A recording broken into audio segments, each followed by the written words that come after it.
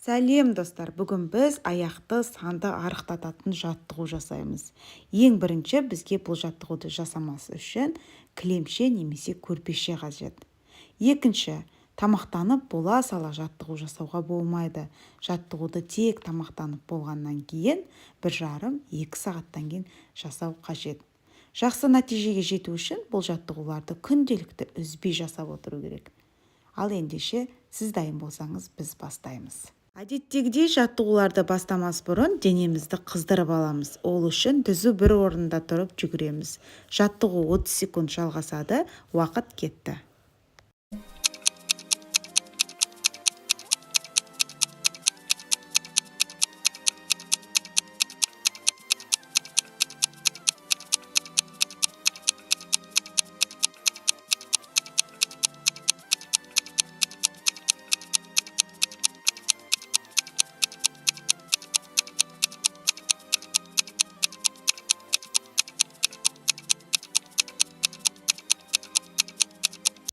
Тамаша! Келесі жаттығуды жасау үшін дәл осы қалыпта тұрамыз.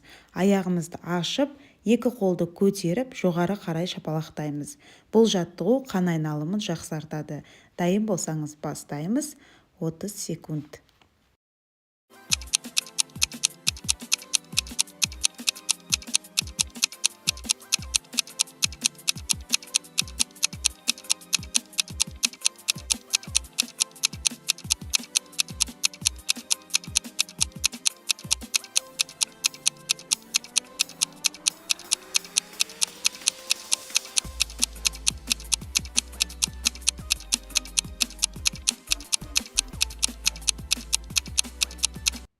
Керемет!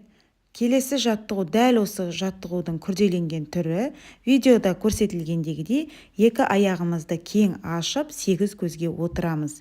Екі қолымызды жоғары көтеріп, жоғары қарай секіреміз. Бұл уақытта аяғымыз бен қолымыз бір-біріне қосылады. Дайын болсаңыз, әрі қарай жалғастырамыз. 30 секунд.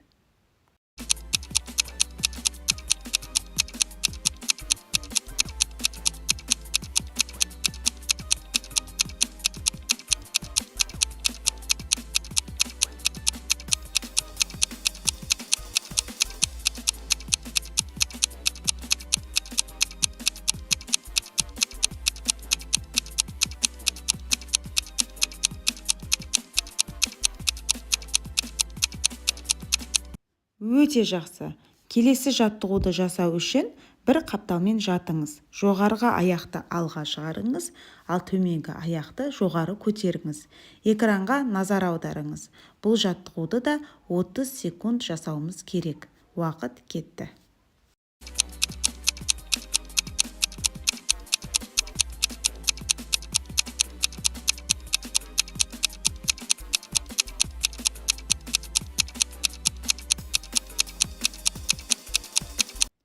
Енді дәл осы жаттығуды келесі қапталмен жасаймыз. 30 секунд.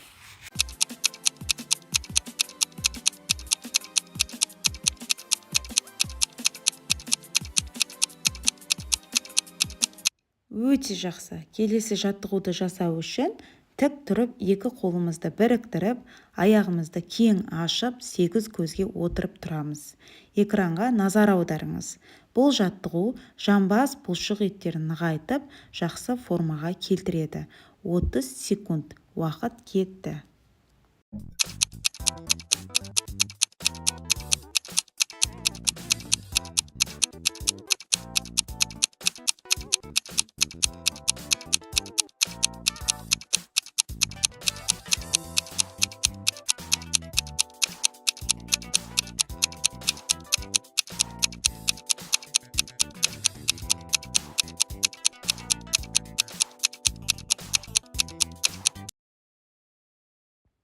Керемет! Енді екі қолдың көмегімен экрандағыдай қалыпта тұрамыз.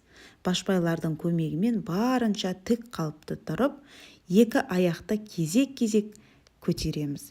Аяқты көтеру барысында дем алып, түсіру барысында демді шығарамыз. Бұл жаттығу 40 секунд жалғасады. Уақыт кетті.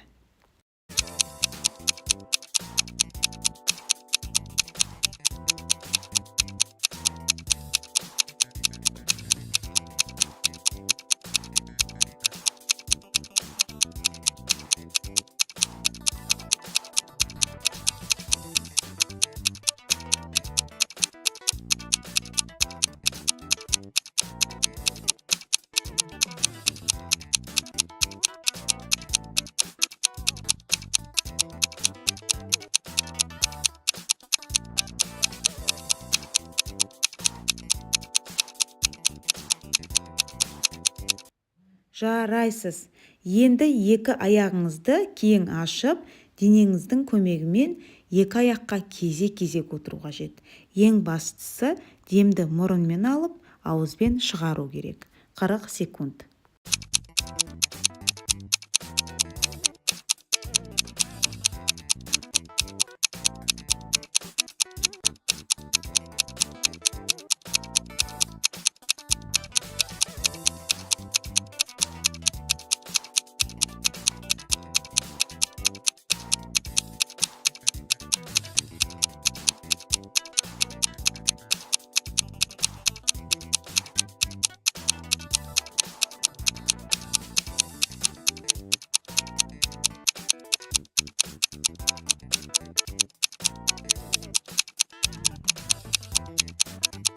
Бұл жаттығуда арқамызбен жатып, екі аяқты кезек-кезек көтереміз.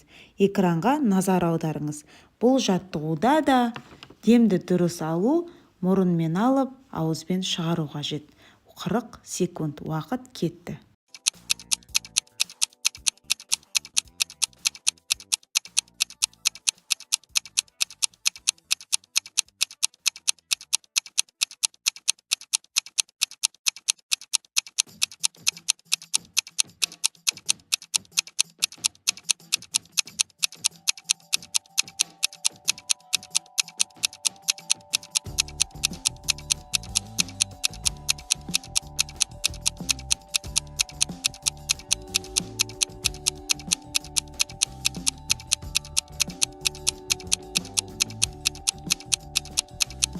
Керемет достар, бұл жаттығуда жамбаспен отырып, экранда көрсетілген форманы қабылдаймыз.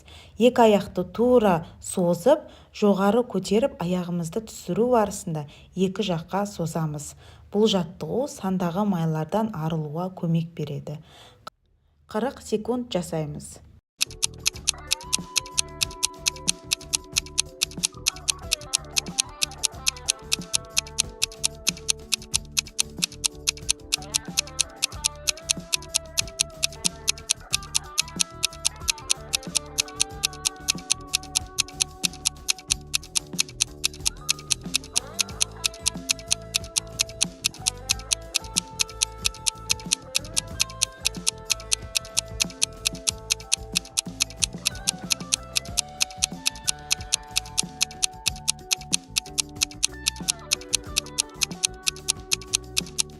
Сіз жарадыңыз. Енді келесі жаттығуда екі аяқты кезек-кезек көтереміз. Бұл жаттығу аяқтағы артық майды кетіруге жұмыс жасайды. Бар болғаны 50 секунд. Ендеше кеттік.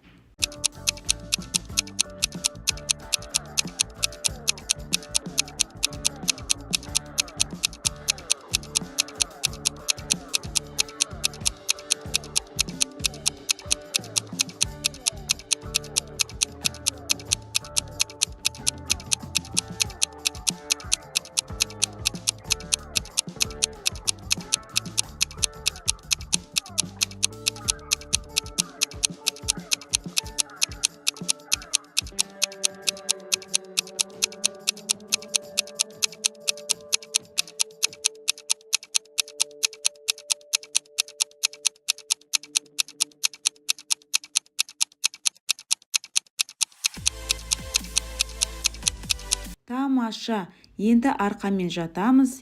Екі аяқты жоғары көтеріп, ұстап тұру керек. Екі қол да жерге тимейді. Бар болғаны 20 секунд ұстап тұрамыз. Уақыт кетті.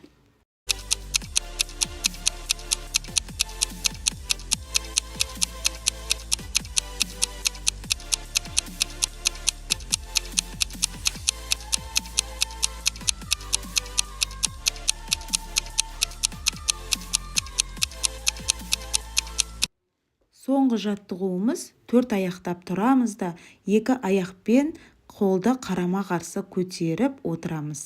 Экранға назар аударыңыз. Жаттығу 30 секунд жалғасады.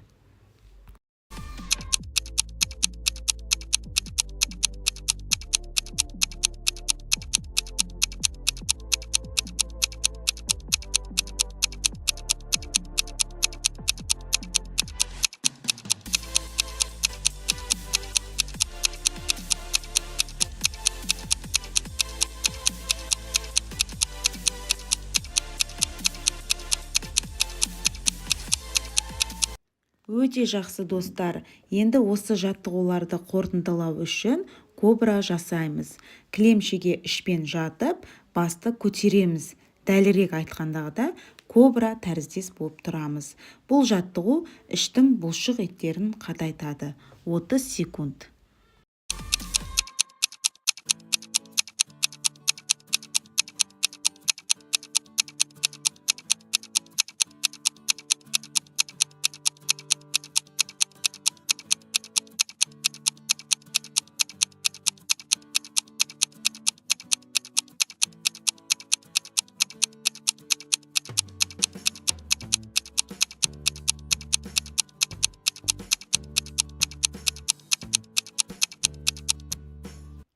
Керемет достар, міне жаттығулар аяқталды.